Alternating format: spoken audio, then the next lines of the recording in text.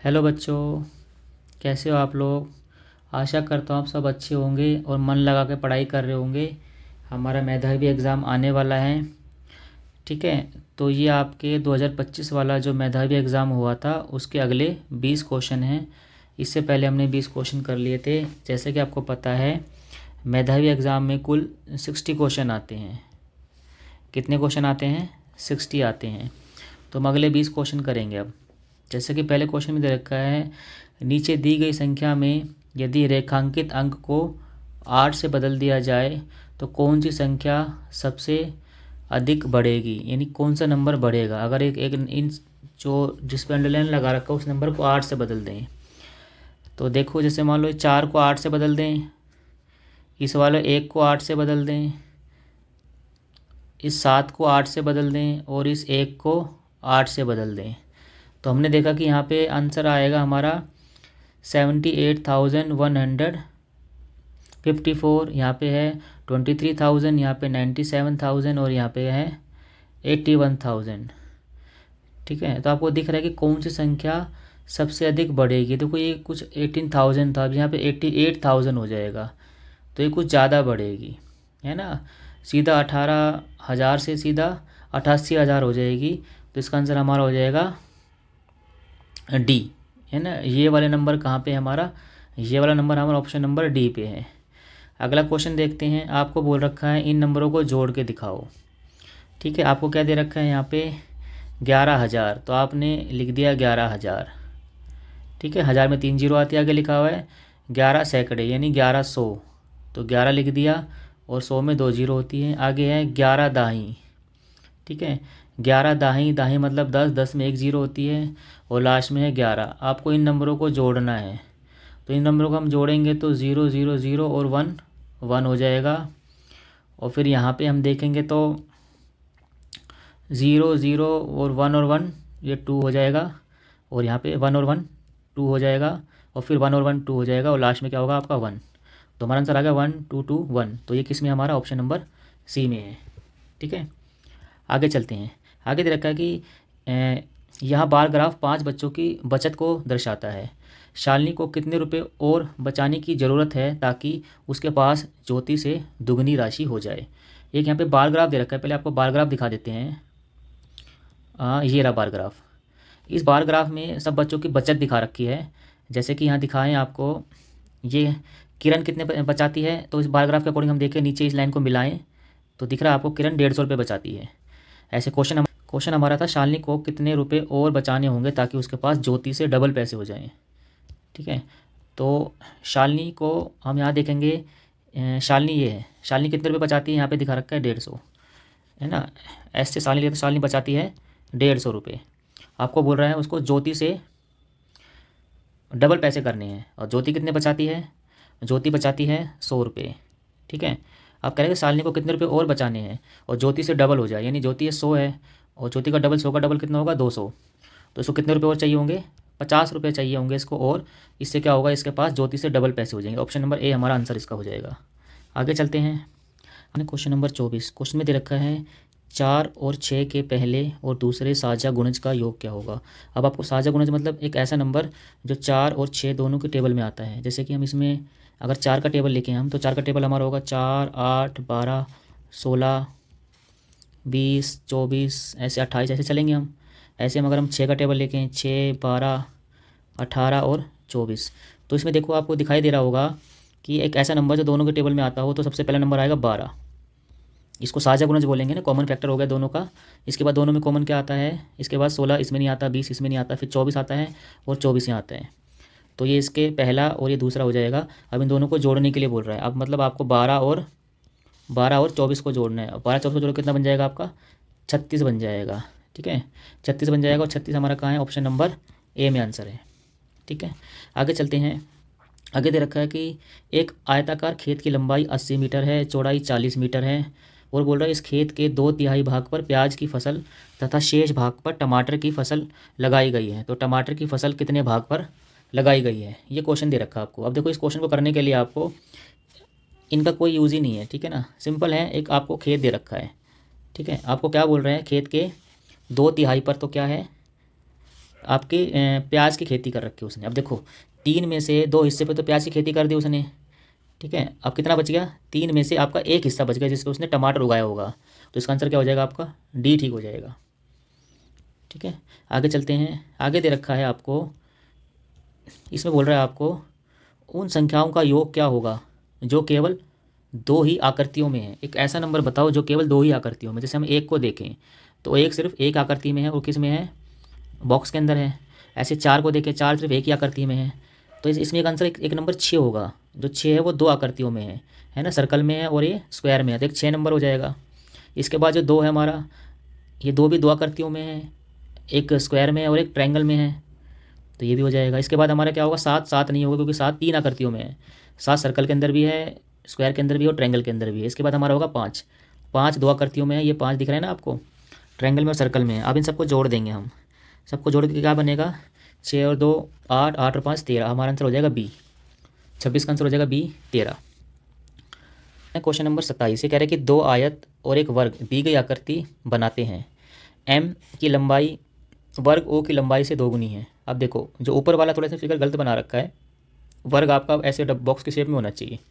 चलो कोई नहीं, ऊपर वाला क्या बोल रहा है, ये एम है ना, जो वर्ग है और नीचे वाला एम है, ये क्या इससे डबल है, यानी ऊपर वाले कितना है, ये 5 है। ऊपर वाला कितना है, ये 5 दे दिया आपको, ठीक है ना। अब ये 5 है तो ये भी 5 होगा और ये भी 5 होगा, ठीक है, और नीचे वाला भी 5 होगा। अब यहाँ पे 10 है, ये वाली लाइन ये 10 है तो ये भी 10 होगी और ये भी 10 होगी, क्योंकि आपको निकालना है क्या है, इसका परिमाप निकालना है, इस पूरी फिगर का परिमाप कितना, आकृति का परिमाप कितना है। अब हम सारा जोड़ देंगे, कैसे जोड़ा, 10 और 10 20 है ना, 20 और 5 25, 25 और 5 30, 30 और 5 35 और 5 40, इसका 40 आंसर हो जाएगा। आपको परिमाप बताना है, और परिमाप क्या होता है, किसी भी आकृति का बाहर बाहर की लंबाई क्या होती है, परिमाप होती है, ठीक है। आगे चलते हैं, आगे बोल रहा है आपको यहाँ पे निम्नलिखित में से किस वर्ग को छायांकित किया जाना चाहिए ताकि दी गई आकृति सममित हो जाए। सममित मतलब सेम सेम हो जाए, है ना, मिरर इमेज बन जाए। तो इसमें किस आकृति को हम कलर करेंगे, तो इसका आंसर हो जाएगा आपका पी हो जाएगा भाई इसका आंसर, क्योंकि देखो हम इसको पी को कलर कर देंगे ना, मान लो पी को हमने कलर कर दिया, ब्लैक कर देते हैं, पी को हम ब्लैक कर देंगे, ठीक है। अब पी को ब्लैक कर देंगे, आकृति सेम बन जाएगी। देखो इसमें यहाँ पे मैं एक लाइन खींच देता हूँ बीच में से, यहाँ बीच में एक लाइन खींच दी मैंने, तो देखो जो शेप इधर है वो शेप सेम इधर है, इसको बोलते हैं सममित होना, ठीक है। सममित होना, आकृति सममित हो गई, सेम सेम हो गई, इधर भी सेम और इधर भी सेम। हम तो इसको पी को कलर करेंगे तभी बन सकता है दोनों तरफ सेम सेम आकृति। आगे चलते हैं, क्वेश्चन नंबर 29। अब क्वेश्चन नंबर 29 में आपको बोल रहा है कि एक बस है वो 200 किलोमीटर की दूरी तय करती है 4 घंटे में, तो बस की चाल बताओ। अब देखो बस की चाल बताने के लिए आपको फॉर्मूला आना चाहिए, एक बस की चाल बताने के लिए आपको फॉर्मूला आना चाहिए आपको। इसमें जैसे कि मैंने एक ट्रायंगल बना देता हूँ यहाँ पे, थोड़ा ध्यान से समझना है इसको, और मैंने इसको ऐसे बना दिया, ठीक है, एक ट्रायंगल बना दिया। आप एक आपको फॉर्मूला बताता हूँ, उससे याद हो जाएगा, ठीक है। डी से डिस्टेंस, एस से स्पीड और टी से टाइम। अगर देखो अगर आपको टाइम निकालना है, अगर आपको टाइम बताना है कि कितना टाइम लगेगा, तो आप क्या बोलोगे, डी अपॉन में एस, डी इसके नीचे क्या है एस, ठीक है। अगर आपको स्पीड निकालनी है, अगर आपको स्पीड निकालनी है तो ऊपर फिर डी आएगा और डी के नीचे क्या है, अपॉन में टी, ठीक है। अगर आपको डिस्टेंस निकालना है तो डी बराबर में दोनों की क्या है, मल्टीप्लाई है, एस और टी। लेकिन हमें क्या निकालना था, हमें निकालना था बस की चाल, यानी स्पीड निकालनी थी। तो स्पीड निकालनी है तो स्पीड का फॉर्मूला भी क्या बताया मैंने, अगर हम ट्रायंगल बनाएंगे तो ऊपर क्या होता है, डी और एस और टी। हमें स्पीड निकालनी है, ये स्पीड निकालनी है, तो हम इन दोनों को डिवाइड करेंगे, डी को टी से डिवाइड करेंगे। ये डिस्टेंस कितना है हमारा 200 किलोमीटर और टाइम कितना लग रहा है 4 घंटे। इसको हम डिवाइड करेंगे कितने पे जाएगा, ये जाएगा 50 पे, तो आपकी स्पीड कितनी आ जाएगी, 50 किलोमीटर पर आवर आ जाएगी ना, 50 किलोमीटर प्रति घंटा आ जाएगी। अगला क्वेश्चन देखते हैं, क्वेश्चन नंबर 30। निम्नलिखित में से कौन सा विकल्प बढ़ते हुए क्रम में है, यानी कौन सा नंबर बढ़ रहा है। तो देखो ये तो बढ़ते क्रम में देखते हैं, जैसे कि मान लो ये तो बढ़ते क्रम में है नहीं, क्योंकि देखो 9 बड़ा है फिर लास्ट में 2 हो गया, छोटा हो गया ऐसे। और देखो ये भी बढ़ते क्रम में नहीं है बी वाला, क्योंकि 9 है फिर लास्ट में छोटा होता होता लास्ट में 2 हो गया। आपका ए और बी आंसर बच गया, ए और डी बच गया ना। अब ए और डी में चेक करते हैं, यहाँ पे क्या है 2.09 है ना, फिर 2 के बाद क्या आया 9 आया, बढ़ गया, फिर 9 के बाद 2 आया, मतलब ये भी कट गया, आपका आंसर बच जाएगा डी। देखो इसमें क्या है 2 है, 2.09 है, फिर 2.90 है, फिर 9.02 है, फिर 9.20 है, तो मतलब बढ़ता क्रम यही है। तो इसका आंसर हमारा डी हो जाएगा। ये तो आपके मैथ के 10 क्वेश्चन थे। इसके बाद आपका 5 क्वेश्चन हिंदी के आते हैं। उसमें आपका कोई पैराग्राफ आएगा, इसमें पैराग्राफ दे रखा है, ठीक है। आप वीडियो को रोक के पैराग्राफ देख सकते हो, उसको पढ़ सकते हो। पैराग्राफ देखने के बाद आपको इसके आंसर देने हैं। तो आप पैराग्राफ पढ़ लेना, अगर मैं पैराग्राफ पढ़ूँ बहुत लंबा हो जाएगा, आप देख लेना। यहाँ दे रखा है कि भाई शेर ने किसे जख्मी किया, तो यहाँ पे इसमें पैराग्राफ में दे रखा है कि भाई शेर का हमला इतना ज़ोरदार था कि कुछ ही क्षण में उसने बच्चे को बुरी तरह जख्मी कर दिया, है ना। हाथी की बात हो रही है इस पैराग्राफ में। तो किसको जख्मी किया था? ऑप्शन नंबर डी, हाथी के बच्चे को शेर ने जख्मी कर दिया था। इसके बाद दे रखा है कि अगले दिन उसने दम तोड़ दिया, है ना। इस वाक्य का वाक्यांश अर्थ क्या होगा, मतलब इस वाक्य का अर्थ क्या होगा? अगले दिन उसने दम तोड़ दिया। ऑप्शन ए है स्वस्थ हो गया, नहीं। रस्सी तोड़ दी, बिल्कुल नहीं। पेड़ तोड़ दिया, नहीं। इसका आंसर क्या होगा? डी, उसने अगले दिन दम तोड़ दिया, मतलब मृत्यु हो गई, ठीक है। आगे दे रखा है विशेषण और विशेष्य का सही चुनाव करें। तो इसमें दे रखा है आपको जंगल जानवर, ये भी नहीं है। देखभाल करना, ये भी नहीं है। घास और पूला, ये भी नहीं है। इसका आंसर होगा श्याना हाथी, है ना। इसमें विशेषण और विशेष्य का सही जोड़ा है, तो इसका आंसर हो जाएगा हमारा बी, श्याना हाथी। आगे रखा कि मक्खियाँ शब्द है, इसका वचन बदलें। आपको दिख रहा है कि मक्खियाँ शब्द बहुवचन है, इसका एक वचन क्या होगा? मक्खी होगा। और मक्खी हम कैसे लिखेंगे? ऐसे लिखेंगे, इसका एक वचन मक्खी हो जाएगा।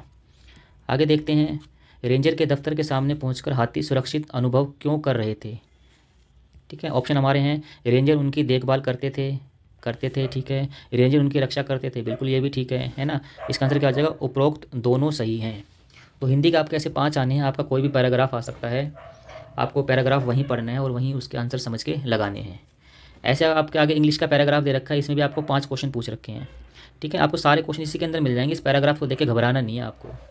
जैसे पहला क्वेश्चन देखो, यहाँ दे रखा है what did Rohan hear outside his window in the morning. उसने अपनी विंडो के बाहर मॉर्निंग में क्या देखा, है ना। तो इन शब्दों को इस पैराग्राफ में ढूंढ लिया करो अगर आपको ज़्यादा। क्रीपिंग बर्ड्स, उसने पक्षियों को चहचहाना देखा। उसके बाद दे रखा है कि how did Rohan decide to help the birds. Rohan ने पक्षियों की हेल्प करना कैसे डिसाइड किया। देखो इसका आंसर आपको यहाँ साफ दिख रहा है, Rohan decide to help the bird by keeping a bowl of water and some grains on his balcony. यानी उसको कुछ पानी का वो बाउल रखना है और उसमें अनाज रखना है उनके लिए, तो इसका आंसर हो जाएगा सी। आगे दे रखा है fill in the blank with the correct pair of word. अब आपको लाइन ढूंढनी है पैराग्राफ में कहाँ है। The bird were flying dash and dash of the nest, ठीक है। तो ये आपको देखना है कि ये जो लाइन है पैराग्राफ में कहाँ है। अगर ऊपर आपको दिखाऊं, ये line are flying in and out of the nest, ये पूरी की पूरी लाइन आपको नीचे दे रखी है, ठीक है। इसी का आप आंसर लगाना है, फ्लाइंग इन एंड आउट। ये देखो जो सेम लाइन आपको पैराग्राफ में मिल जाएगी। इंग्लिश और हिंदी आपको बिल्कुल इजी होते हैं, सारे क्वेश्चन आपको इसी के अंदर ढूंढने होते हैं, ठीक है। आगे चलते हैं।